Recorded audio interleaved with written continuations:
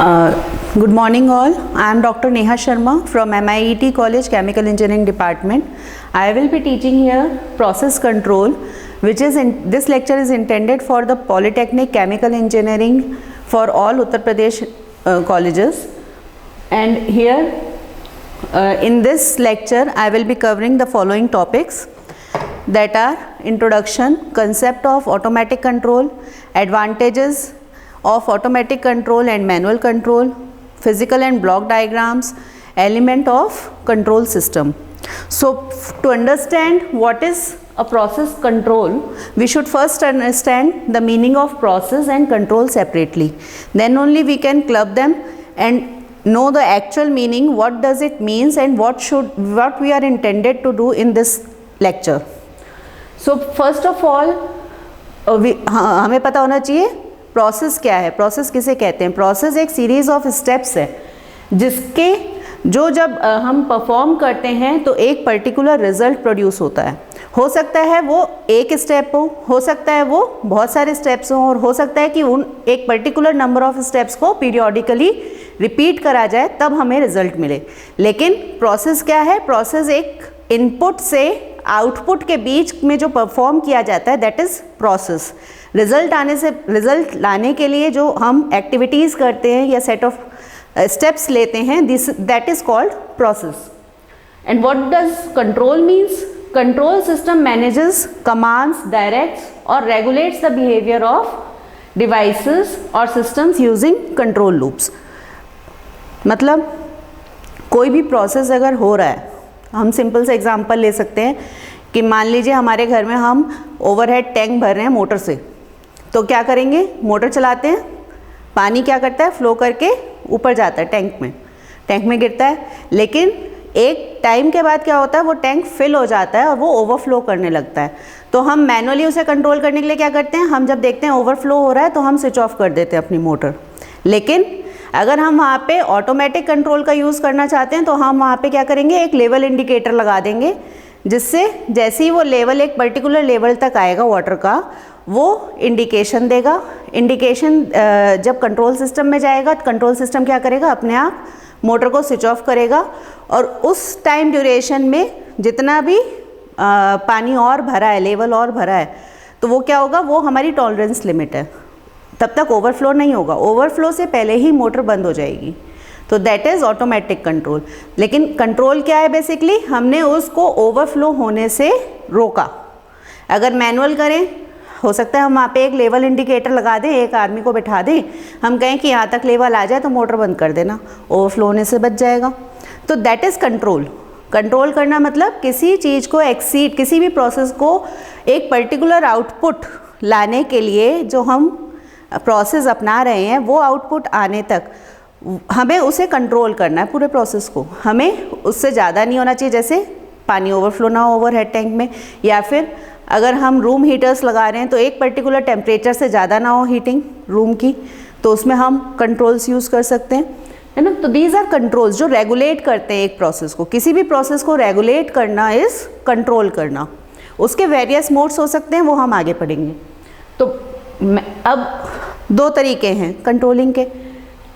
Manual control system हो सकता है और ऑटोमेटिक कंट्रोल सिस्टम हो सकता है. मैनुअल कंट्रोल सिस्टम जैसे अभी मैंने आपको बताया कि हम एक पर्सन को बैठा दें, वो जैसे ही देखे वहाँ पे वाटर लेवल रीच हो गया पर्टिकुलर हाइट तक, वो जाए मोटर बंद कर दे. ऑटोमेटिक क्या होगा, वहाँ पे हमने लेवल इंडिकेटर लगाया है, सेंसर्स लगाए हुए हैं, वो क्या करेगा, एक कंट्रोल सिस्टम में जाएगा. जो कंट्रोल सिस्टम वो देखेगा कि हाँ ये लेवल जो आया है, ये हमारा जो सेट पॉइंट है, मतलब हमने पहले से उसमें एक वैल्यू दे रखी है कि इससे ज़्यादा नहीं होना चाहिए. उससे कंपेयर करेगा तो कहेगा कि अगर कम है अभी लेवल तो वो चलने देगा मोटर. दूसरा, अगर कंपेयर करके उसे लगा कि वो जो उसके अंदर वैल्यू है उससे एक्सीड कर रहा है या उसके बराबर हो गया, तो वो इंडिकेशन कहाँ भेज देगा, सिग्नल भेज देगा मोटर को कि अब मोटर स्विच ऑफ होनी है. तो दिस इज़ ऑटोमेटिक. अब ऑटोमेटिक कंट्रोल्स का नीड क्यों पड़ी? मैनुअल कंट्रोल्स हमारे लिए काफ़ी थे, लेकिन ऑटोमेटिक कंट्रोल्स की नीड क्यों पड़ी? क्योंकि बहुत सारे केमिकल प्लांट्स ऐसे हैं जिनमें सेफ्टी यूटिलाइजेशंस की बहुत ज़्यादा ज़रूरत होती है। वहाँ पे पर्सन पे हम डिपेंडेंट नहीं हो सकते, क्योंकि मैनुअल अगर हम कर रहे हैं, मैनुअल में गलतियाँ भी हो सकती हैं, लेकिन ऑटोमेटिक में गलती होने के चांसेस बहुत कम हो जाते हैं। दूसरा चीज़ सेफ्टी पॉइंट ऑफ व्यू से, जैसे कि हम देख सकते हैं, first point is our safety. The plant और process must be safe to operate. The more complex और डेंजरस द प्लांट और process, the greater is the need for automatic controls and safeguard protocols. जैसे मान लो कोई chemicals, कहीं पे हम chemicals का यूज़ कर रहे हैं जो कि हैज़ार्डस भी हो सकते हैं, या हम कह सकते हैं कि they are not safe for human beings, तो वहाँ पे हम क्या करें, हम वहाँ पे ऑटोमेटिक कंट्रोल्स यूज़ कर सकते हैं। स्टेबिलिटी के लिए हम ऑटोमेटिक कंट्रोल्स यूज़ करते हैं, जैसे कि plant and processes should work steadily, predictably and repeatably without fluctuating and unplanned shutdowns. मतलब कोई भी प्रोसेस है उसे क्या करना है, स्टेडिली ऑपरेट करना है। ऐसा ना हो कि हमने अभी किसी जगह हम टेम्परेचर कंट्रोल करने के लिए हमने मैनुअल कंट्रोलर रखा हुआ है, वो क्या करेंगे, थर्मोमीटर लगाएंगे। प्रोसेस के अंदर थर्मोमीटर लगा हुआ है, जहाँ पे भी टैंक है, जो भी प्रोसेस हमारा चल रहा है, वहाँ थर्मोमीटर से वो टेम्परेचर रीडिंग ले रहे हैं। लेकिन जैसे ही वो टेम्परेचर हाई होता है वो बंद करते हैं, थोड़ी देर के बाद टेम्परेचर रिक्वायर्ड से लो चला जाता है, फिर वो जाके फिर ऑन करते हैं हीटर को, तो वो क्या है, अनस्टेबल सा हो जाता है प्रोसेस। लेकिन अगर हम वहाँ पे ऑटोमेटिक कंट्रोल्स लगा लें तो वो विद इन सेकेंड्स और within fraction of seconds it could take the action. तो हमारा जो प्रोसेस है वो एक स्टडी फॉर्म में चलता रहेगा, वहाँ पे फ्लक्चुएशंस होने की संभावनाएं सारी मिनिमाइज हो जाएंगी। Next is accuracy. This is the primary requirement in factories. हमें सबको क्या चाहिए, एक्यूरेट चाहिए, क्योंकि हमारा जो प्रोडक्शन हो रहा है, केमिकल प्लांट्स में बेसिकली प्रोडक्शन होता है, तो प्रोडक्शन हो रहा है किसी चीज़ का, अगर वो एक्यूरेट नहीं आ रहेगा तो उसकी क्या होगी, मार्केट वैल्यू कम हो जाएगी। तो this is the primary requirement in factories, building to prevent spoilage, increase quality, production rates and maintain comfort. These are the fundamentals of economic efficiency. जैसे कि हमने अभी बताया आपको, स्पॉइलेज कम करता है भाई, अगर स्टेडी परफॉर्मेंस रहेगी, पूरा प्रोसेस स्टेडीली ऑपरेट होगा, बहुत ज़्यादा फ्लक्चुएशंस नहीं होंगी, तो प्रोडक्ट भी हमारा अच्छा मिलेगा हमें। उसमें जो स्पॉइल क्वांटिटी है वो कम होगी और प्रोडक्शन रेट भी इंक्रीज़ हो जाएगा, क्योंकि स्पॉइलेज कम हो जाएगी तो प्रोडक्शन रेट जो होगा वो इंक्रीज़ हो जाएगा। तो ये सारा क्या है, इकोनॉमिक उसको रेगुलेट करता है। और नेक्स्ट हमारा क्या है, डिज़ायरेबल बेनिफिट्स क्या मिलेंगे हमें इकनॉमी में। कैसे, जो हमारा प्रोडक्शन कॉस्ट है वो उतनी ही कॉस्ट में अगर ज़्यादा प्रोडक्ट मिलेगा तो हमें दैट इज़ बेनिफिट, वो हमारा बेनिफिट है, वो इकोनॉमिकली बेनिफिटेड है। प्लस स्पीड, जल्दी प्रोड्यूस होगा, हमें बहुत ज़्यादा उसमें ऑटोमेटिक कंट्रोल्स में हमें किसी के ऊपर डिपेंड नहीं रहना पड़ेगा।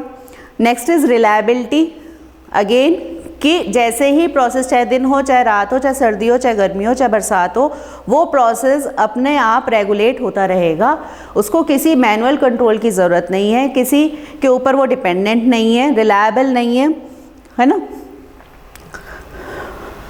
अब ये सारे कुछ पॉइंट्स हैं जो कि हम फर्दर डील कर सकते हैं, जैसे कि सेंसिटिविटी क्या है, the parameters of a control system are always changing with the change in surrounding conditions, internal disturbance और any other parameters।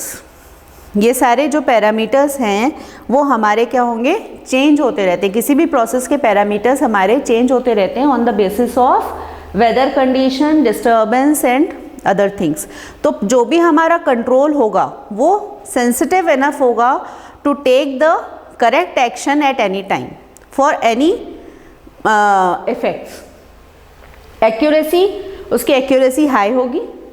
Noise means here an undesired input signal, जो कि हम नॉइज कहते हैं। A good control system should be able to reduce the noise effect for better performance. Stability अभी हमने पढ़ ही लिया, स्टेबिलिटी क्या है, bandwidth and operating frequency range decides the bandwidth of the control system की रेंज किस कहाँ से कहाँ तक ये कंट्रोल सिस्टम हमारा ऑपरेट कर सकता है। Next is speed.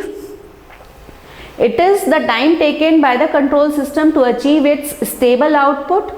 A good control system possesses high speed. किसी भी कंट्रोल सिस्टम को और जो गुड हो उसकी स्पीड हाई होती है, वो बहुत जल्दी एक्शंस या डिसीजंस लेता है और बहुत जल्दी परफॉर्म करा देता है या इम्प्लीमेंट करा देता है अपना डिसीजन कि वॉल्व को कम होना है, मतलब वॉल्व को थोड़ा हमें बंद करना है या खोलना है, जो भी डिसीजन होगा वो उसी के अकॉर्डिंग क्विकली रिस्पॉन्ड करता है. Oscillations, a small number of oscillations or constant oscillations of output tends to indicate the system to be stable. थोड़ा बहुत oscillations होंगे, oscillations मतलब up and down in the system. थोड़ा बहुत, जैसे अगर हम टेम्परेचर कंट्रोल कर रहे हैं तो थोड़ा बहुत टेम्परेचर अप भी होगा, थोड़ा बहुत डाउन भी होगा, लेकिन वो क्या हो, वो स्टेबिलिटी के अंदर है. बहुत ज़्यादा नहीं फ्लक्चुएशंस हो रहे कि बहुत ज़्यादा एकदम टेम्परेचर बहुत ज़्यादा हाई चला गया और एकदम बहुत ज़्यादा डाउन चला गया, ऐसा नहीं होना चाहिए. तो control system, for good control systems, oscillations would be there but they are in the stable limit. अब बात आती है what are the types of control system. There are majorly two types of control system, that are open loop control system and closed loop control system. अब open loop control system और क्या होते हैं? Open loop क्या कहते हैं? Control system, a control system in which control action is totally independent of the output of the system. मतलब हमने क्या करा कि कुछ भी आउटपुट आ रहा है उससे कंट्रोल सिस्टम को मतलब नहीं है, वो उसने पहले ही कुछ ना कुछ एक्शंस ले रखे हैं, वो उसी पे चलेगा. आउटपुट उसमें, आउटपुट के आधार पे वो डिसीजंस नहीं ले रहा है. Second one is close loop control system. Close loop क्या कहेगा? It is based on the output effect. यहाँ से जो भी आउटपुट आएगी वो कंट्रोल सिस्टम में जाएगी, कंपेरेटर में कंपेयर होगी, उसके थ्रू फिर वो सिग्नल जाएगा कंट्रोल सिस्टम में, वहाँ से अकॉर्डिंगली डिसीजन फ्लोट होगा. ये एक ब्लॉक डायग्राम है जो कि क्लोज लूप के लिए हमने बनाया है. यहाँ पे हम देख सकते हैं कि